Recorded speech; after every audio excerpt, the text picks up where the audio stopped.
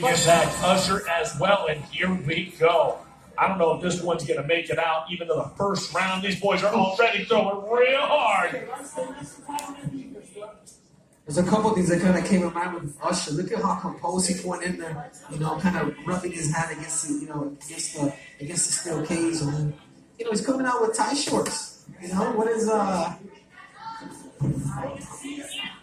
Usher moving right in. The south.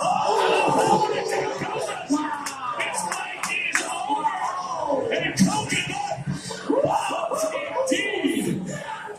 There's a coconut bomb for you, boys. Stay with him, Rep. He doesn't know yet. He doesn't know yet, Rep. Stay with him. Ladies and gentlemen, the end comes at 30 seconds of the first round for your winner by knockout, Maki, Coconut Bombs, Pitolo.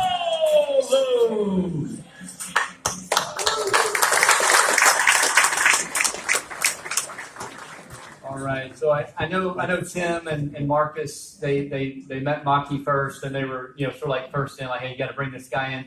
What we didn't tell y'all, Maki and I met a few years before you guys met. We actually met, and I think it caught me off guard a little bit, but we found a photo. We wanted to share that with y'all tonight.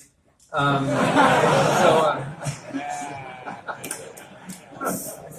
right. We thought that would be fun for you guys. Okay, anyway. What was the weight class again? Middleweight? Yeah, I was not as cut as you. Dude, those coconut bombs are hard to hold your head up against. All right, man. Hey, you grew up in Hawaii. It's known for hospitality and all of that. Tell me a little bit about the house you grew up in. What was life like as a kid? And maybe how did that shape you? Yeah, growing up in Hawaii, it's a mix of a lot of cultures.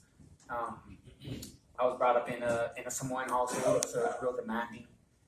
My parents are still married to this day. I'm the oldest of 4 siblings, and being that I was the oldest, I was always like the semi-caretaker because my parents were so busy.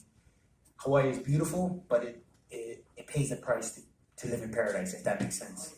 Yeah, it's an arm and a leg just to live there. So I grew up in a household that you had to live with a couple of other families just to make the rent pay, just to make everything pay. So there is poverty in paradise, and that's what I grew up in. Just to be transparent, there's a lot of domestic violence, a lot of drinking, a lot of drug abuse as I was coming up as a teenager. So that's where I say, as the oldest of four siblings, I had to really grow up quick and be a man quick and learn how to take care of my family and just